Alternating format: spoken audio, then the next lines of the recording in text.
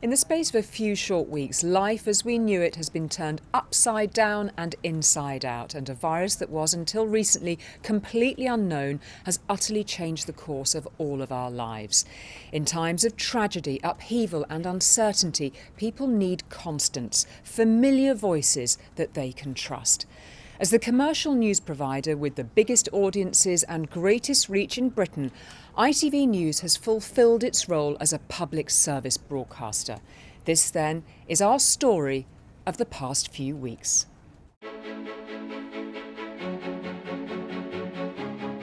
ITV is Britain's biggest commercial channel, long established and available free to everyone. We give this everything we've got. No doubt about it. You ready? It offers drama, high-quality entertainment, The winner of Britain's Got Talent, Lost Voice Guy! free-to-air sport, factual and daytime programming. What was the last information that you'd heard? That not everyone wants me to come back. In normal times, our news and current affairs programmes reach millions of viewers across the country. George, maybe you first, your initial reaction?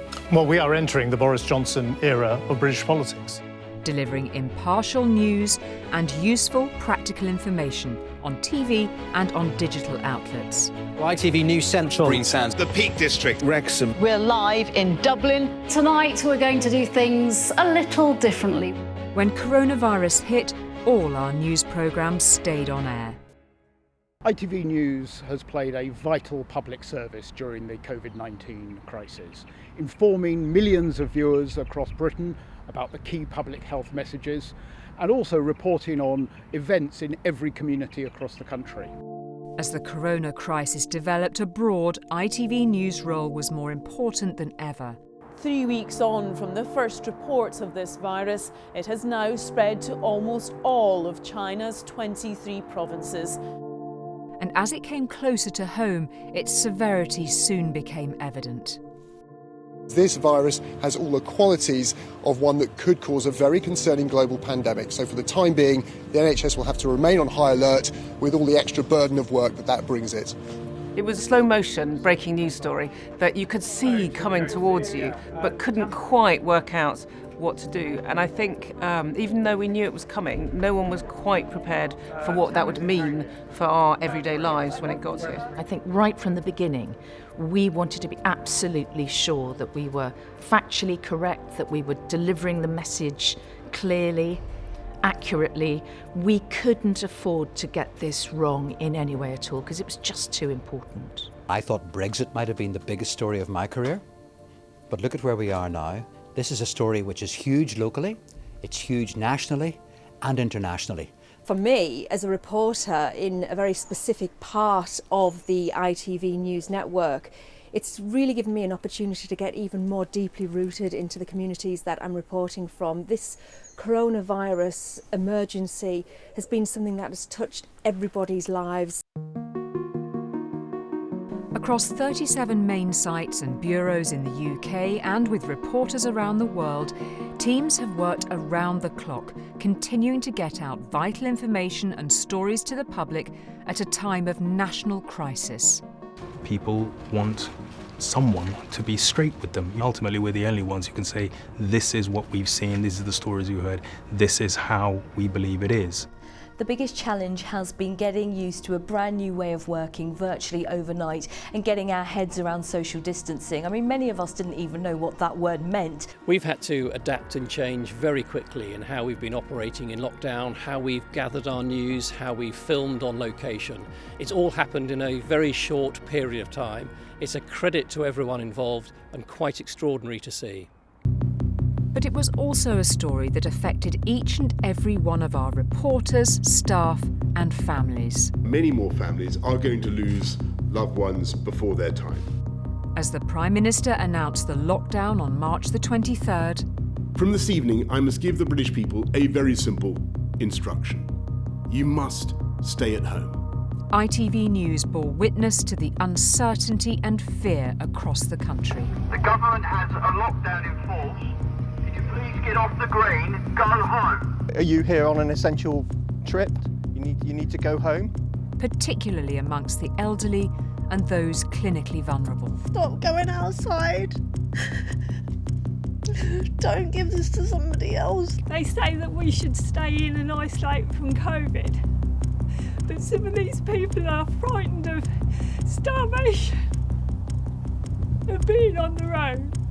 And as cases at home increased and deaths mounted, there were shocking developments. Stay at home for them, the 2 nurses who died of COVID-19 on Britain's deadliest day yet. A very significant development tonight. The Prime Minister has been moved to intensive care. Nearly 1,000 recorded deaths with coronavirus in 24 hours. People were turning to trusted news to try to comprehend a story that had fundamentally changed all our lives. But I don't think I've ever covered a story where I feel like the hunger from the audience to really understand everything that's happened and what it means for them has been quite at the level of this. As key workers, we had a duty to get our programmes on air, and safely, despite the unprecedented risks around us. Right from the beginning of the crisis, we took the view that it was absolutely essential that ITV News programmes, both national and regional, stayed on air throughout the crisis, but also that we did so whilst our staff were safe and members of the public were safe. Viewing figures at the height of the crisis were up 50% for lunchtime network news, 26% for News at 10 and 20% for our regional news bulletins. Internationally, So what do I say to the science? I say I don't believe your science because I believe my God. nationally, The burning question is why the corona pandemic is having such a devastating and disproportionate impact on the British Muslim community and other ethnic and minority communities in this country. and regionally. Frontline staff have finally been issued with personal protection equipment and sanitisers, but that's thanks to local gin and paint companies. Sanitizer, I hear yours is full of gin. 70% proof, it says. Our coverage has spanned the world, and we've seen compelling frontline reporting from where the pandemic began in Wuhan. What started out as an illness between co-workers at this seafood market has quickly spread across China and beyond its borders, presenting the authorities with a huge global challenge to contain an infection they don't yet understand. To a hard-working intensive care unit in Bournemouth. The majority of the patients here have been on the intensive care ward for a very long time. Many of them have been ventilated for more than 3 weeks. Our work in the ICU was mainly to get first-hand experience of what was going on in a hospital. I think filming in an intensive care was probably one of the hardest things I have ever done for ITV News. I don't think I had quite prepared myself for the intensity and the sheer emotion that I felt when we walked in there. But I think as journalists we had a duty during this national crisis to go in and really see firsthand what was happening. Across the regions and nations, we've continued to report on how coronavirus has been affecting local communities. This story has played out in many different ways across the ITV regions and nations, and what's been so impressive is how our teams have responded. Their local knowledge has been the key to getting this story right. They know what's happening around them, and that's reflected in their coverage. The role of regional news is also incredibly important. We have a real connection to our viewers that maybe isn't quite the same as the national news. We have broadcast thousands of news bulletins since the start of the outbreak, bringing our viewers the stories that mattered. Her dad, Nadir, was a career bus driver in London, but within weeks of this video being filmed, he was dead. There wasn't really adequate guidelines to protect bus drivers and other key workers. There was important interrogation of those in charge. ITV London has been crucial, but it's also been really important in holding me to account and holding others in positions of power to account, to make sure I'm challenged, to make sure I understand the concerns of Londoners and I'm addressing them. This is the biggest story that any of us have had to tell. I think we've got a huge role to play in holding people to account, you know, whether that is the government, whether that's a local authority or our local councils. On National News, our specialist correspondents have given clear insight into government policy and well-informed analysis and critique of how it is implemented, like testing. One of the reasons they ended up increasing capacity was because places, broadcasters like us shone a very bright light on how testing could massively help us get on top of this awful illness. And exposure of apparent failures by those in charge, like in Paul Brand's packages looking at the devastating impact on care homes. Do you now recognise that while you've prevented the NHS from becoming overwhelmed, there is now a crisis in the care sector? And given that the number of deaths continues to go up in care homes each day, will it now be your main priority? And we've continued to cover the most important stories abroad. Everywhere you look in this cemetery, there's row upon row of freshly dug graves. Confirmation that Brazil now has the highest daily death rate of any country in the world. And perhaps even more frightening, one of the lowest testing rates. In business, recession is technically defined as 2 quarters in succession of negative GDP. We've had one, but it is... And we're going to get a second, aren't we? Well, it is right that we've had one, and that's on the basis of only several days, really, of significant disruption from coronavirus. So, yes, it is now very likely that the UK will face a significant recession this year. And in politics. So I drove the 3 of us up to Durham that night, arriving roughly at midnight. I did not stop on the way. When I woke the next morning, Saturday the 28th of March, I was in pain and clearly had COVID symptoms, including a bad headache and a serious fever. As a result of all this, research from Reuters and Ipsos showed that trust levels for TV are higher than for other news sources, and the public say most broadcast journalists are doing a good job in holding the government to account. We set out right from the beginning to make sure that we were identifying and capturing those people who were falling through the cracks and being able to still go out and bring their stories and highlight to government these people need thinking about as well. I spoke to viewers from across the country about their expectations of television news during this crisis and what they felt they needed from us. We rely on the credibility of the reporters, that they are presenting something that is factual. I trust ITV. I trust them to deliver news that is accurate. And in terms of clarity and the news explaining what you need to know at the various stages of this crisis, what have you made of that? I often think, and especially with Boris's speech on Sunday, is that the way he speaks doesn't necessarily always translate down into the way your average UK citizen would speak and comprehend. Whereas I think you then take that news that he's broadcast to the nation and portray it in a way that's much easier to digest and make relevant to you. What have you made of our coverage, both at national and regional level? I think that, there hasn't been a regurgitation of news stories and items. So it's been good to get stories, a broad base of stories, regionally and nationally, I feel. Our coverage has always held people at its heart, bringing relatable stories to our audience at times of crisis. I would say we're about people, we're not about policies in their most subjective form. We like to illustrate stories with real people. We just want to get everybody's stories out there as accurately as possible. Through the Glass is the only contact Sarah Moore from Huddersfield now has with her children. Emotionally for me, there hasn't a day gone by where I've not cried, where I just want to see and hold my kids. But I know that for their safety and for my eldest's health, I can't do that. When you hear from people who are directly affected by the disease, it really brings it home. Stop going out, listen to Boris. And just don't go out, it's not worth it. We have sadly had to cover countless stories of loss and families in grief. I did a letter for Dad, explaining everything, how I felt, what I felt. What did you say in the letter? Loved him. It's all right, Hayley. It's like a pit, a hole in your tummy.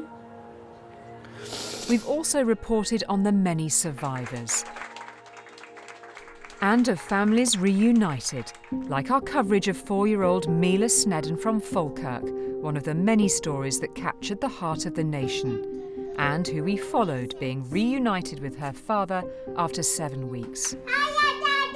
Hi Mila, how are you? Mila's going through chemotherapy. Her dad had to keep going to work, so he moved out to protect his daughter.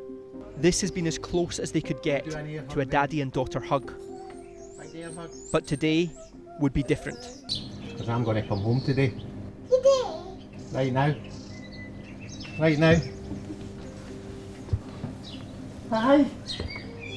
Can I get a real hug? Yeah? Yes. Oh, I love you. How are you? Are you? Local heroes have been covered, sometimes leading on to a national story like ITV News Anglia's coverage about Captain Tom's walk for the NHS that has been so defining in this crisis. For many of us, life has slowed down a little or a lot as we're having to stay at home. But for one 99-year-old war veteran, he's decided to get moving. Tom Moore from Bedfordshire is walking 100 lengths of his own garden before his 100th birthday, all to raise money for the NHS. By the time it comes to my birthday, I shall be done more than 100 that I said I'd do. I'm planning to do more than 100. In cities worst affected, like Birmingham, we've seen the growing pressures funeral directors are under. The toll growing, the coffins running out. When's that order coming? Monday. And the other one, you know, the order after that, how long is that going to take? 2 weeks. The suppliers are working around the clock. And as new evidence has become available, we've also shown the stories of the communities who have been worst affected. Dero Gouled, a carer, has seen the virus devastate her family. I don't want to really, pick up the phone call. You're just constantly worried and you're frightened. Who's next, or what's going to happen again, or who's been taken to hospital. 6, 5, 4. Using technology and innovation, ITV News adapted quickly to change circumstances, reaping the benefits of the multi-million-pound investments that have been made over the last decade. OK, whenever you're ready. Adhering to government guidelines, social distancing measures were introduced in all our offices, in the studio and on location.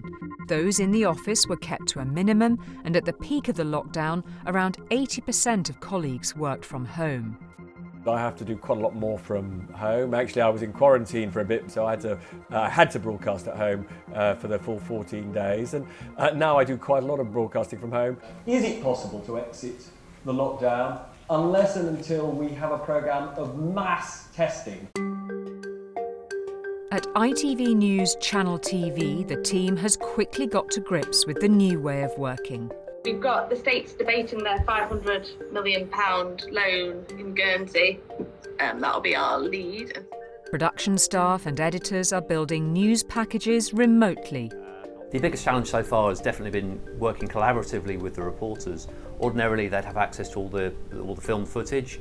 Now they don't, so I have to clip up all the interview sections, send them a quick low-res file via WeTransfer.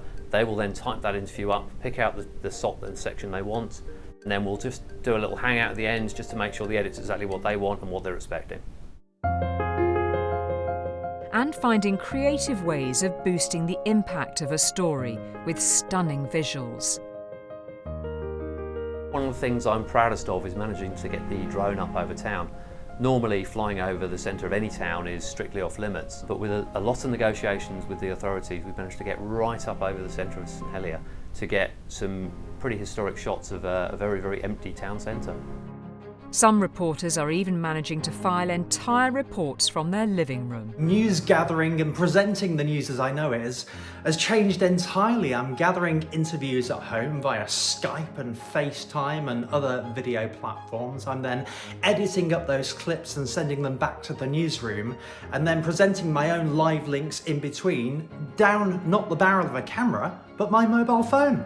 Gary Burgess has been following today's developments for us. So Gary, talk us through those main points. Yeah, some significant announcement, Jess, today about easing Jersey's lockdown that will happen. We have effectively thrown the rule book out the window in terms of the way that we work. We have people working remotely, we have a small number of people working on station to get the programme out every night. But the way that the team has worked, the creativity that they have employed, both gathering the news and delivering it in a creative way, has been absolutely astonishing. Across the board, ITV has managed to get over 60 hours of national and local news on air a week. Hello there, welcome to ITV News. And critically, our regional news programmes have taken great care to reflect their localities back to the audience. People who fish for fun cannot go out to sea. You can, however, still fish from the land, provided that you follow social distancing guidelines. ITV News Channel TV followed how islanders were coming together in these difficult times to support those living in remote locations. The island is entering its 4th week of lockdown, and whilst people aren't allowed to enter or leave the island, this boat is. It arrives in Guernsey once a week and is loaded up with food supplies.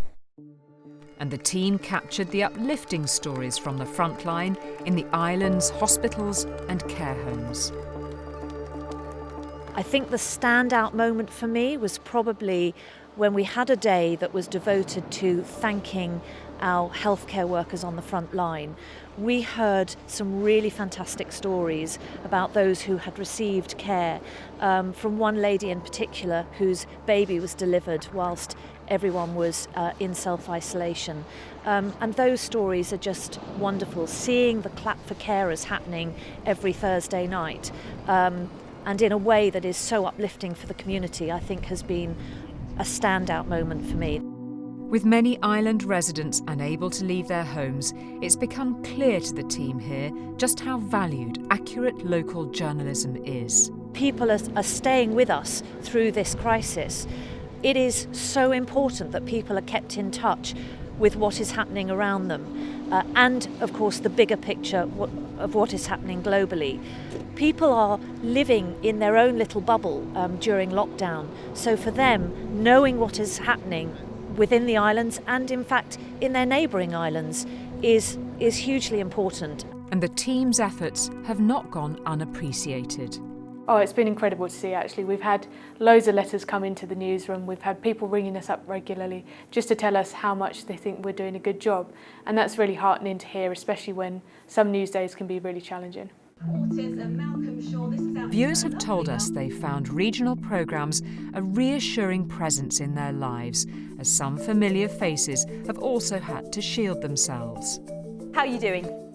I'm doing fine, Sangeeta. I hope you are too, and all of our lovely viewers. I still miss them terribly. I've discovered gardening, and I've discovered I'm quite good at it. When all this is over, Alan Titchmarsh, watch out.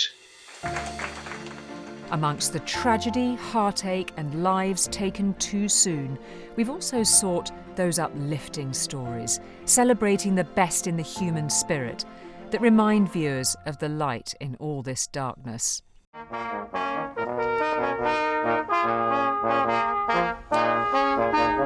That's right, when you hear the sound of trumpets on this street in Huddersfield, you know it's time to rush out and start cheering your heart out for the NHS. But one woman who never We try to bring something a little bit positive at the end of each programme, something that's going to just make people feel a little bit better. And that just gives everyone a lift, including me. And what more could demonstrate coming together than ITV's NHS Day? It is a special day here on ITV, a day the channel is dedicating to NHS workers, thanking them for the work they are doing to save lives during the pandemic. Across the entire channel and every region and nation, we devoted our programming to support the 1 Million Claps Day. It helped raise over £1 million with the focus on the NHS and other care workers, those with the virus, recovering, and those performing good deeds. Well, I think that the dedication of ITV of NHS Day is fantastic. Every Thursday we also paused programming for Clap for Carers and raised money for NHS charities together. OK, let's put those hands together. Our NHS Day was part of a much broader ITV mindset, ensuring we always bring our audience a sense of togetherness. NHS, we love you. Back with our audience members, did they think we were getting this right? I think it's so important to strike a balance between the serious news and also you could say the human positive news, because the last thing we want is to overwhelm the public with so many negative stories that the best thing they want to do is to switch off the TV. I do like the way that you seem to end a lot of the news nationally with a happy story, with an upbeat story. And I think that's really important. Usually I'm one of those sort of people that are like, I don't watch the news. It's all a load of rubbish. It depresses me. And I've always been that sort of person. And then my friend actually told me to have a look at ITV News. Like, you'll get what you need, but it's not too much. But I love that you give us, this is what's happening, guys. We have to be aware of the facts. I get everything I get from other news stations, except I get a cuddle at the end. OK, well, I'm going to think of it in very different terms now. A cuddle at the end of the bulletin. Cuddle. It's not just on the airwaves where ITV has been making strides in delivering trusted, quality journalism. Digital has been working across social media, podcasts and the ITV websites to attract younger and diverse audiences with innovative content. I think one of the key things about digital is that ability to reach new audiences in new types of ways. And one way that ITV has done that in particular is with the Rundown. Hey, I'm Amani and this is The Rundown. Hope you're having a nice weekend. Here's some of today's top stories.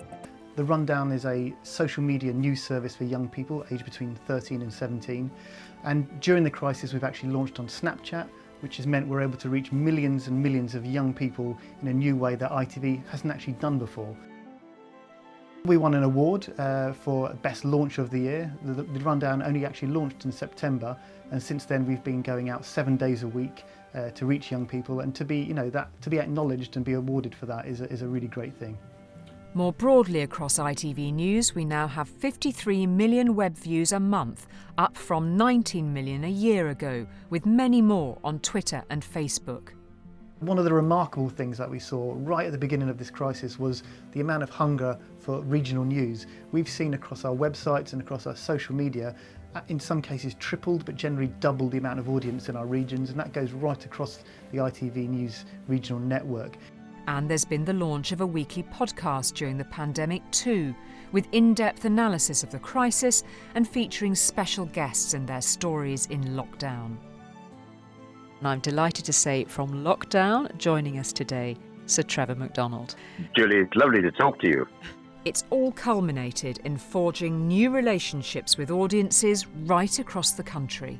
It just shows the value of ITV News, the value of quality news. At a time of crisis, people are coming to us not just on programmes but online and digital platforms as well.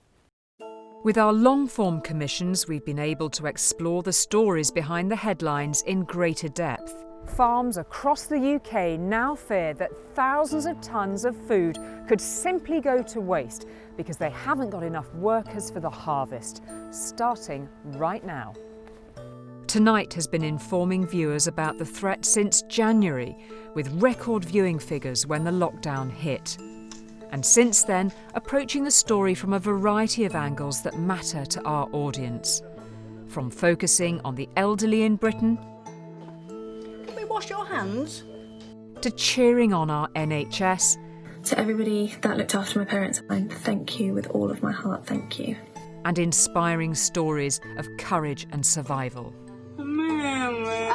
Thankfully, the results came back negative and she was able to return to duty today and be reunited with her daughter. In the window! I think when it comes to current affairs, we're able to offer more depth, more perspective, whether that's on PPE, on, say, Trump's response to the pandemic, on the race for a vaccine or a cure, what's been happening in our hospitals. We're able to accumulate, a much broader and longer form. Our coronavirus Q&A has brought the answers to people's questions.